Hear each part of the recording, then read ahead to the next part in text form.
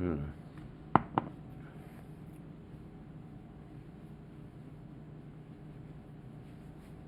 guys, hindi ko alam nangyari. Baka may nagalit sa atin sa sinasabi na. Anyway, we're just discussing about what a disaster the debate was and that hindi dapat Amerikano ka para magkaroon ng karapatan na magsalita ukol sa nangyari sa Amerika when in fact we have all of these Americans making comments about the rest of the world, including mga marami annoying Americans dito sa Pilipinas na ang sarap mag-lecture sa atin anong kailangan natin gawin without looking at lahat ng mga kapalpakan ng ginawa nila dito when they were in charge of the country. Not to mention, right, tumingtingin naman sila sa mirror, no, for such a wealthy, rich, powerful country. Tapos, ito yung mga two best candidates that they can put forward.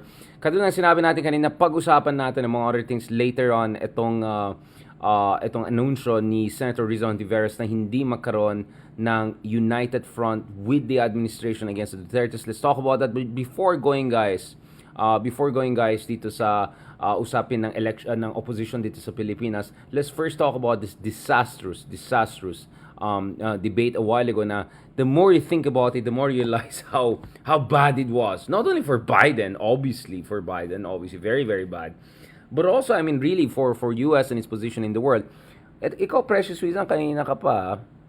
Alright, tanggal ka na dito Ayan. Behave kayo Talagang ayoko ng syunga. Alright? Mga kayo. Okay. Anyway, guys, para naman enjoy natin tong ride natin. Okay? As I said, I'm very clear. Okay? No room for mumbo jumbo here. Focus lang kayo. If you're not here to learn or if you're not here to have proper conversation or discussions, you're more than welcome to get out of here. I want to say something else, but let's keep it nice. Now, let's go back to this. Let me say a couple of things. First of all, ang number one challenge ni Biden was to set to rest yung concern sa kanyang age. In fact, coming into this debate, ang sinasabi ng iba ng ito yung battle of the aged, hindi battle of the ages. All right. That was the kind of a sarcastic attack. Both gentlemen are not very young, to put it mildly, and even Trump would be in his 80s should he win the presidency coming in next year, diba? He will enter his 80s by the time that he's entering his second term later in the decade. So both are going to be pretty old gentlemen, just to put it mildly. Nevertheless, it was more on Biden to show na yung kanyang, essentially his physiology would not be a concern for him. That he would be there and he would be fresh enough not only for these elections but 2, 3, 4 years from now. Because if he wins it, he'll be there until 2028, 2029, right? So you're wondering also, does he have what it takes to be the president, be fresh, be strong, 2027, 2028, 2029. And on that front palang, wow, first 10 to 15 minutes parang what on earth is going on? The facial expressions, the empty gazes, use whatever literary description you want to use. It was a horror show. I don't know. Of course, one explanation is that raspy rin kasi yung voice ni Biden. That one explanation was he had cold. I also suspect na dahil walang audience, that did not encourage him, because the difference between Trump and Biden is that both are talkers. Pero ang iba kay Trump is kaya niya magsalita sa harap ng camera, katulad ng ginagawa ko ngayon. So ngayon wala akong nakitang tao sa harap ko. Ang nakikita ko lang itong laptop, lighting, etc. But once you get used to that, you can actually go on and talk forever. And then in your mind, you're imagining all of the audience are there. So I'm imagining, as I see your names coming in, I'm imagining you guys are in front of me, right? Had you been in front of me, I would speak almost exactly the same, except with more eye contact. That's not easy. That's really hard. And Trump perfected that art when he was doing the Apprentice show. So base sa mga reports na nakita ko, when Trump was the host of the Apprentice, he would just talk for 45, 50 minutes straight, just blubbering, blah, blah, blah. And then they'll just cut out the best parts and put it there. Like, the guy has that training, lifelong training of just talking in front of empty cameras without the audience being there. So he doesn't need large audience, right, to draw energy from. That was always the strength of Trump. And as someone who also speaks in front of essentially empty camera, right, I mean, sorry. I mean, camera with an empty. I mean, there's no one here, right? But in my mind and soul, you guys are all here. That takes a certain discipline to be able to achieve that level of connection, right? Biden doesn't have that. Biden is your old school politician who feeds off on the energy of the crowd, right? So, nakita niyo for instance doon sa State of the Union address, medyo maayos yung speech ni Biden. In fact, he was very energetic because there was applause, there was booing, there was Marjorie Taylor Greene. He feeds off on that kind of energy. Trump doesn't need that. So no audience in the room actually benefited Trump because Trump is a master of communications when it comes to just talking to the camera, just blabbering, blah blah blah, right? So that immediately put Biden in disadvantage in my sense, no. Again, ceteris paribus, isolating everything else. So if Biden's job were to reassure everyone on the age question, many would say he did the almost exact opposite. Even if I stand by my word, na if you transcribe Biden and you transcribe Trump and then binasa mo lang yung transcription, it's not a very hindi siya levels of degrees of separation eh. Both of them had weird moments, and then there were times na Biden was coherent enough. There was enough lucidity there. Hindi ito di ba? Letter S, di ba? So and let me just give you some examples, guys. No, I mean these are the ones that are trending. So if you want to talk about sablay, I know that our pro-Trump friends just want to look at the sablay of but go and look at things that also like Trump was saying. Like there are 10 billion Guatemalans attacking the Lincoln Memorial right now. Biden, look, the fact is we don't look. Here's the deal, and this is no food. Like you can go on and on, go through the whole transcription. There are all of these crazy moments, right? Whereby like you don't know what the heck these guys are talking about. Not to mention, and it's the second thing I want to say, Trump didn't answer any questions. He did the classic politician, which is answer the question that you want them to ask you, right? And he was like 100% just sticking. It was like a stump speech. It was like a campaign trail speech. Parang, epal lang lahat dyan, diba? He was just doing his own thing, right? And he was completely comfortable with it. And his energy level was very consistent through 90 minutes. And 90 minutes standing up, it's not easy, guys, especially if you're in late 70s like Trump and already in 80s like in the case of Biden. So kudos to both gentlemen. And with all those lights and all, it's very, very intimidating and all of that. Nakakapagod yan. Nakaka-stress yan. I can say that someone who's like what? One third, one half of their age. No? So when it comes to Trump, he was really good in terms of projecting energy, right? Showing that he can physically get through this. Although, as I said, if you go through transcription, you go through the quotations. First of all, Trump barely answered any of the questions. He didn't follow essentially the formats whatsoever.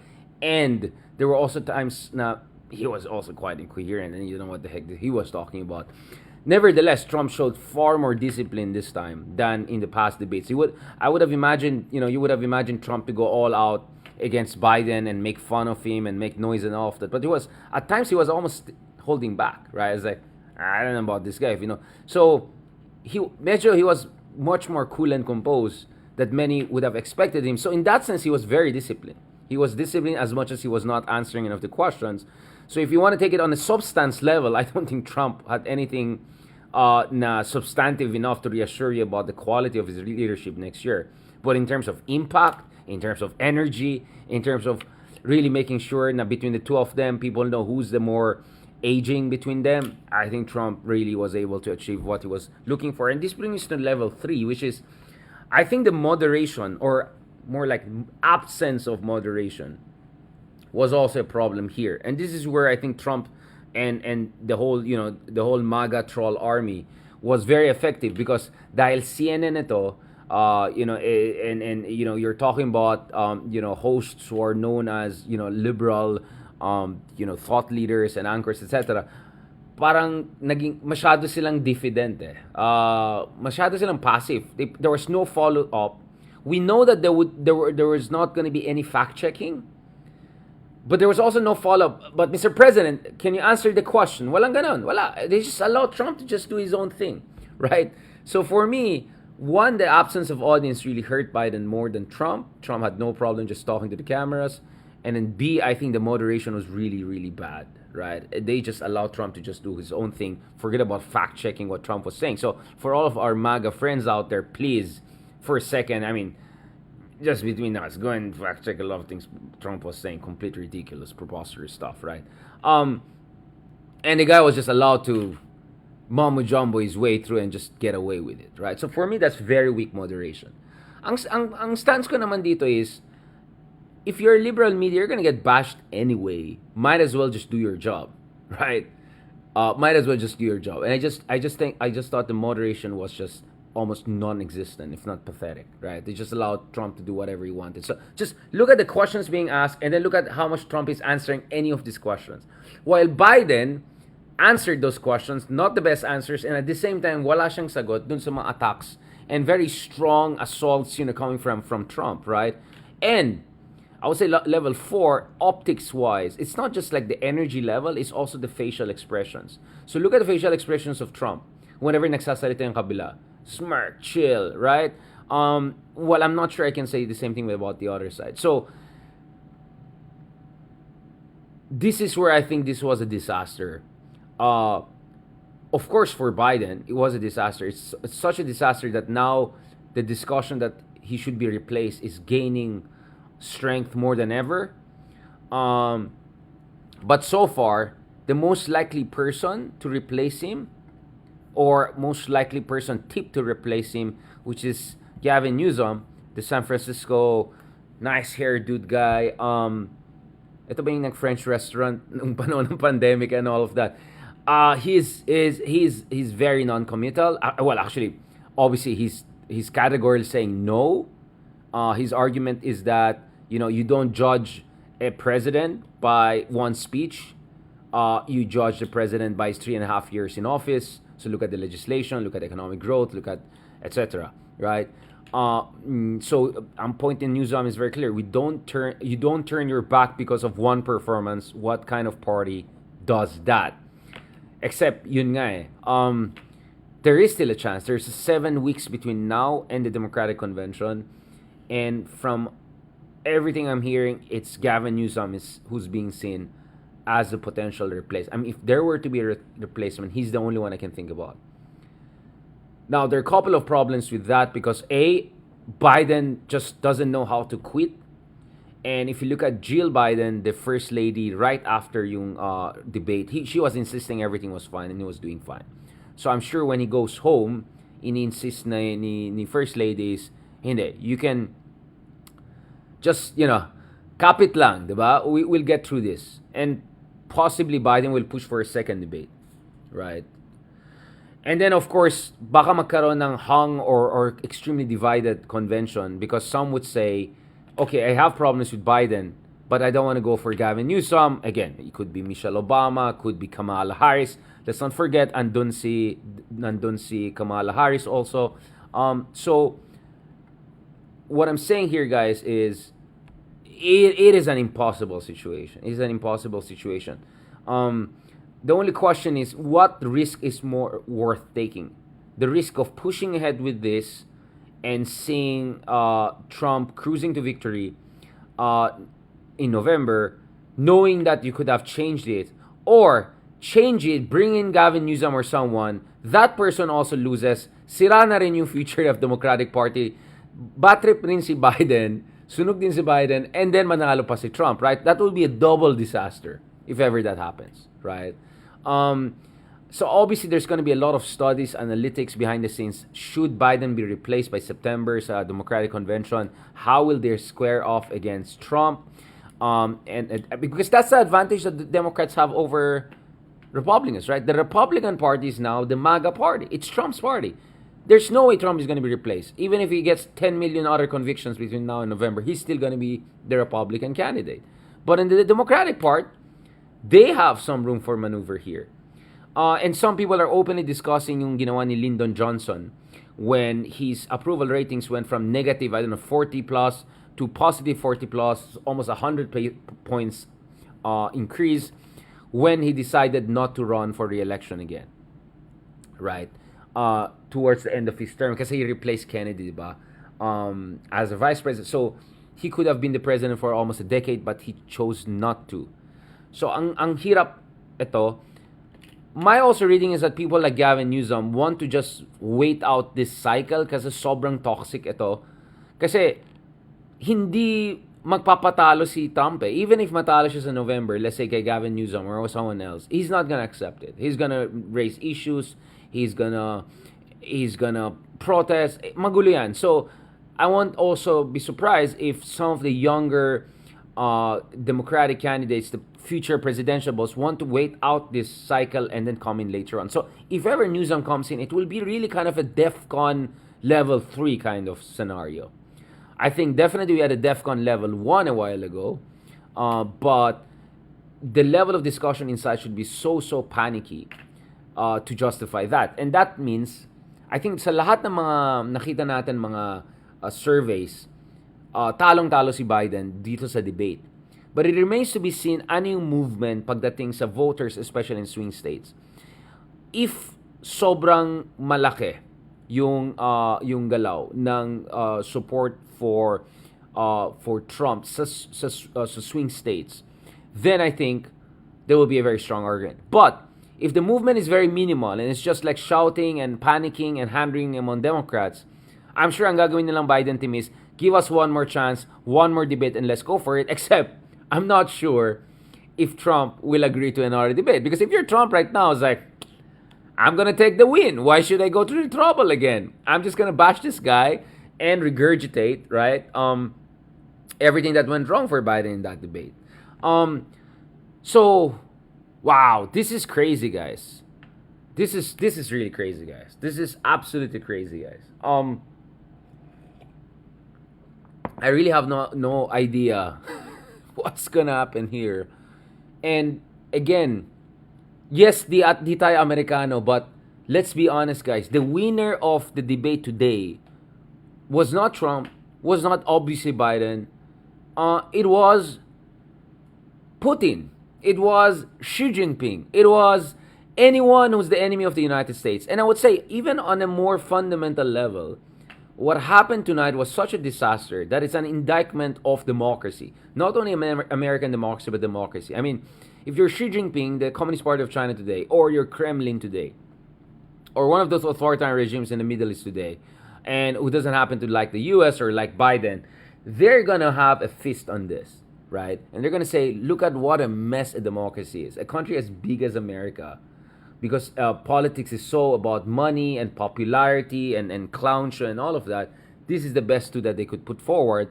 And so for me, democracy looked bad tonight. American democracy looked bad tonight. It was not about Trump winning or like or Biden. I mean, I find it amazing that some of my kababayans who claim to be, I don't know, morally, upright and blah blah blah. I mean, are completely okay with someone like Trump, who obviously is very, very truth shy, to put it nicely. And I don't want to go and talk about his personal life. I mean, no one is perfect, but there are levels of imperfection and all of that. And I really find it funny that some of our kababayan are patay na patay kay Trump, knowing that this guy is the permission structure for white supremacy, right? We can have a debate whether he's really racist or not, but like, gamitin niyo mga utak nyo. But he's clearly, what MAGA represents is really about making America, kind of a white supremacist kind of. I mean, there's definitely that undertone. I mean, let's not joke. Let's not kid ourselves, right? So I find it really funny that some of our kababayan who, are patay na patay kay Trump considering all of these things. Now, none of this says Biden is okay too. For me, Biden has been one disaster after the other on foreign policy. From his exit from Afghanistan, of course, kasalanan ni Trump for negotiating that horrible deal with Taliban by completely cutting out the national government. I've talked to people who work in the Afghan security forces, among others, and they were telling me the moment they were cut out of negotiations by Trump, game over in the end. Disaster was waiting to happen. But anyway, Biden still, his execution of the exit from Afghanistan was a disaster. The situation in Gaza, he's trying to have it both ways. It's a total disaster. And voila, there's a complete quagmire on the Ukrainian front, and from South China Sea to Taiwan, I don't know, we're moving on the right front. So I don't want to go into the domestic policy of the United States. I think that's a long, long conversation, because if you're into culture wars, then you're going to see Biden as a horrible person. But if you look at macroeconomic indicators, economic growth, capital formation, stock markets, etc., U.S. is not doing too bad. It's growing pretty robustly. Inflation obviously is an issue, but inflation is actually exogenous shock because of war in Ukraine, because of sanctions on Russia, because of access to energy, and the ripple effects of that. For anyone who understands basic economics, they would know that. But the fact of the matter is, Biden has serious problem, and his number one problem right now is not his track record per se, no matter what BS the MAGA people want to say, but it's really the fact that he doesn't look like someone who everyone can be completely confident with to take that 2 a.m., 3 a.m. call for a major emergency, or to be able to engage in a war with a major adversary in the coming years. Not even this year, not next year, but 2-3 years from now. But having said that, for me, and I'll try to end this because I want to transition also to our domestic politics. I want to also add on this point. Actually, if you look at it, nakakabahala din ito kasi yung bagong presidente, whether Biden ito or Trump or Newsom, whatever, right? Papasok pa siya next February pa, di ba? Or late January, something like that, right? Actually, mag-worry ka for US from now until, not that I worry per se, but I'm saying, if ang tingin sa current US president is that he's so weak that he cannot even carry himself through this debate in a basic bare minimum, remember, there is still war going on in the Middle East. There could be a new war in Lebanon, right? There's still a war in Ukraine. China is still threatening us in the South China Sea. Actually, we also have to worry about what's going to happen in the next 3 to 6 months, as problematic allies take advantage of Biden, as problematic powers take advantage of the US, right? So, kaya ang laki na implication nito. Kaya hindi ko naintindihan yung ibang kababayan natin na sabi na, wag ka na mag-comment. Like, get the hell out of here. Like, kung kayo ang dami niyong hanash on the rest of the world, we also have every right to make comments about the United States, considering this is one of the most, and hindi ako nagyabang, but honestly, I probably have talked to much more senior officials, and I've been to much more, elite institutions and think tanks in the US than practically a lot of those other people are telling me that don't make comments about the US, including mga ibang kanon na nagmamaganda. I don't think they have met even half of the senior officials who've been to even one of the top think tanks and all that I've given talks at, right? In Washington, D.C., among other things. So anyway, ang point ko lang dito is, malaki ang stake natin dito, because forget about next January, February, in the next 6 months pa lang, kung ang tingin sa US ay napakahinang bansa, napakasabog na bansa, you can imagine that even crazy things could happen in the coming days and weeks. Forget about next year or next years, right? So, kaya nga, ang laki ng stake ito sa atin eh. Ang laki ng stake na ito. Obviously, we also have to be prepared. Kasi, including itong intervention ko, most likely gagamitin ng mga ibang makapili dyan to say, see, doon na tayo sa Team China, doon na tayo sa ganyan-ganyan, di ba? I'm sure na yan ang gagawin ng mga ibang kababayan natin. They'll try to use this as a basis to push for, doon na tayo sa China, ganyan-ganyan. And of course, ibang usapan na yan. But, you get what I'm saying? Kaya the stakes are extremely, extremely high. Extremely high for the Philippines, and that's why we have to pay very close attention to what's going on there. Personally, I just hope if the surveys in the coming days show na it's a hopeless case, Biden is really not within the range to be able to overcome the swing states, go with Gavin Newsom. Because no offense, I don't think also Kamala Harris is in the best position to pick up where Biden left off. I think Gavin Newsom. Will Gavin Newsom be a slam dunk for Democrats? I don't think so. But I think he will be in a position to carry this across the line. But that would be a very awkward, difficult conversation between Biden and Gavin Newsom and his top advisor. It's just going to be a mess. It's just a mess. It's just mess on many levels. So honestly, I just don't want to get into this debate of Trump is great or Biden is great. No, this was bad for everyone. Right? This is bad for US allies. This is bad for democracy. Imagine how happy, gaano kasaya si Putin ngayon. Tumatawa sila ngayon sa Kremlin. I'm sure ngayon pinapanood nila yung mga memes and all, tumatawa sila. And look at it, convicted felon, lying through his street, 90 minutes, he can get away with it. Whatever. And people would love him for doing that, right? And I look at the other guy, like, what is he even doing there, right? Why is he even there? Oh, he's there until actually January, even if he loses, right? So this was fiesta for Zhongnanhai, for Kremlin, for all enemies of the United States, right? So this was a disaster. Kaya nga sabi ko, it's not about taking sides. And I would say disaster of journalism too, because ewan, parang nakatenga lang yung mga journalists na sila. I mean, come on, that was really weak. That was a failure on all fronts, to be honest. That was a failure on all fronts. And that's why you have to pay attention to that. Now, transition naman tayo sa domestic politics, guys. Para naman mas masaya tayo. Except, I don't know, dapat ba maging masaya tayo sa domestic politics natin? But, let's talk about it for the sake of talking about it. Because, after all, dapat may pake din tayo sa nangyari sa Pilipinas. So, kanina lang, nagkaroon ng anunsyo at nag-clarify si Senator Rizon Tiveros na hindi na magkaroon, essentially yung Trillanes proposal, na mag-united front. So, of course, I'm using the Chinese term, united front, or actually communist term, united front ang mga liberals and leftists sa isang banda with the Marcoses against Duterte. So, essentially, grand Team Philippines versus Team China. Mukhang hindi mangyayari yan, right? So, pag-usapan natin yan. Let's look at the different dimensions of this, right? Before habol ako si Jim. Okay, very quickly on this point.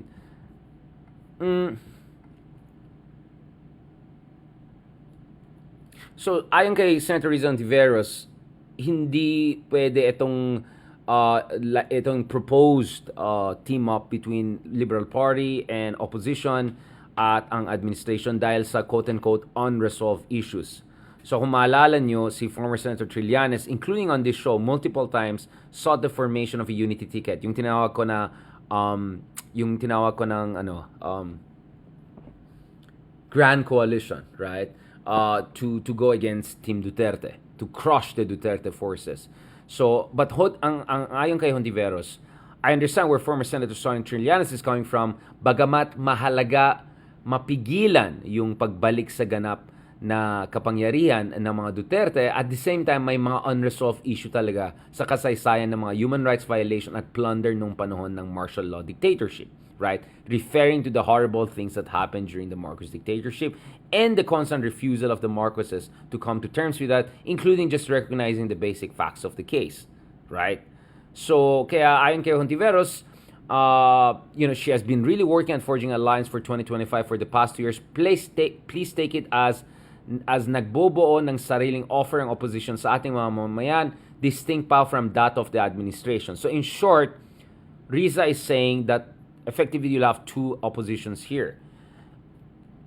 Two but not three, because I think bukas ang liberals and progressives. So essentially, a yellow-red alliance is possible. With Franz Castro among others also running. So it's possible na magkaroon ng two opposition or two alternatives. One is led by the Dutertes, very friendly to China and the whole authoritarian populism, blah, blah, blah. But the other one will be the traditional opposition, but most likely this time, medyo more unified, meaning also working with some of the leftist groups and all of that. So, having said that, katulad ng pinag-usapan natin with Ronald Llamas, it is also possible that there could be tactical alliances between the two sides. And the other thing I want to also say here, mga kameta, is that it is better for the traditional opposition to keep away from the administration as possible, at least officially, because kailangan nila ng credibility when they attack the Dutertes. Because their position should be, the Dutertes are in no position to talk about corruption, formally. They're in no position to talk about human rights and dictatorship record of Marcos, ICC, and a horrible EJ case and everything happened under Dutertes. They're not in position to complain about authoritarianism, like, hello, Tatay Digong. And definitely they're not in position to talk about economics and economic stability, considering gaano kapalpak si Digong in handling yung COVID-19 pandemic. Late siya nag-impose ng travel bans kasi mahal na mahal ng China. Nung nag-impose naman siya, sinobran niya naman. Sobrang nag-shutdown yung economy natin. That's why we had one of the worst, in fact, the worst in ASEAN in terms of economic contractions. We had 5 quarters of recession from 2020 to 2021 during Digong. So Digong left an economic catastrophe to BBM, right? By the time that BBM came in, dami natin utang. Dami pang corruption, unresolved issues from Farmali, etc. And Duterte did not also finish most of the infrastructure projects that he started. Sobrang baba yung level ng accomplishment ng Duterte infrastructure projects. Right? Just look at the basic data there. Sobrang daming kapalpakan. But that's not what the admin can do. Only the real opposition can do that. So the moment the real opposition is in the same team as admin, wala na silang credibility whatsoever. Or wala silang moral ascendancy to make that argument. So they have to have that healthy distance from the administration to be able to drive that point home and essentially shut down the nonsense from the camp. My position sa mga kababayan natin na DDS is very simple. Kayo ang ginusto nyo yan. Kayo ang nag-uniteam. Kayo ang nagpanalo kay BBM. Hindi naman number 1 si BBM sa mga surveys eh. Si Sarang number 1 eh. Mas mataas pa nga si Isko dati. Kayo ang nagsama, napanalo nyo si BBM, ayan na tuloy. Alright? Ayan na tuloy. Ginusto nyo yan. Okay? Kayo ang nag-uniteam. So, ang sisisihin nyo yung sarili nyo. Kung nagpabudol kayo, problema nyo yan. Huwag na kayo magreklamo. At kayo nag-enable yan. So, it's on you. It's your responsibility. If tingin nyo talaga, sobrang palpak at mali si BBM, kayo nag-unity Kayo yung nagpanalo sa kanila Alright? Kayo nagpabalik sa mga Marcoses. Kaya wala kayong credibility to complain anything about these issues. Not to mention the whole track record of Duterte himself. But then again, this can come only from the credible opposition and from more independent-minded people who have a degree of separation from the Marcos administration dictatorship. At the same time, ano naman ang added value ng opposition sa administration? Napaka-limited rin yung resources ng opposition. Hindi sikat ang opposition ngayon. Hanggang ngayon, pinagtatawanan sila. Hindi pa naka-recover ng husto ang opposition. So actually, the opposition, they really have to look at 2028. So they should make sure hindi sila ma-compromise dito sa 2025 elections. They have to have enough presence para i-remind yung mga tao na hindi sila nag-disappear from earth. But they have to be realistic na mahirapan talaga sila sa election na to, especially dun sa Senate. You see, this Senate race is so crazy. There could be 2 Tulfos running, 3 Dutertes running, although I have some doubts about that. I discussed that separately. There are like 6 or 7 re-electionists. Baka nga si Amy Marcos won't even make it sa Magic 12. Ganyan ka-competitive ito. Ganyan ka-competitive itong Senate race na to. So dapat, very realistic ang tunay na opposition. But in the meantime, hammer home the point na the greater threat to the nation is this side, not the other side. While keeping healthy distance from both sides. And at the same time, play the long game and look at 2028. Di buy rin sa'yo, Mang Andres. O di buy. And then, may lepal kayo eh. So, this is the point I'm making here, guys. Alright? You have to have the tactical, healthy distance, degrees of separation, and then play that double game. Alright? Prepare for 2028. Be realistic about 2025. And then in the meantime, just do what is right. Just do what is right. Speak for truth. Fight for the right values. On that note, thank you very much, guys. Maraming salamat sa lahat na nakinig sa atin from this early morning until now. Tuloy-tuloy lang itong usapin natin. Bukas po, kausapin natin around this time. Joining us live from Seoul, New York. Yung isa sa mga abogado ni Leila de Lima. Pag-usapan natin yung mga kaso ni Leila de Lima. Pag-usapan natin si Duterte, itong kaibigan natin na abogado. Siya din behind some of the cases against Digong, including pushed for Digong's SALN, Digong's true wealth to be exposed back in the day. So marami tayong pag-usapan tomorrow. Thank you very much. Check also, of course, yung mga latest analysis natin sa Spotify, sa podcast. Libre lang magbigay ng 5 stars. Kung gusto nyo magbigay ng 5 stars, may mga haters kasi tayo dyan. So we need to cancel that out a little bit. The more ratings we have, the easier for us to be on the algorithm. And please continue to support us here on YouTube, TikTok, and Facebook. Just subscribe, just like, just follow, and everything will be nice. On that note, thank you very much. Maraming salamat. And yes, maybe next time, thank you for that question. We also have to look at how RFK Jr., Kennedy, is going to take advantage also of this situation. Alright? On that note, thank you very much. Okay, Antonio, block ka na. Mas bangag ka. Itsura mo pa lang. Tingin-tingin ka naman dyan sa Yan. Tingin-tingin na sa mirror. Yan. Block na rin. On that note, thank you very much. God bless. And talk to you soon.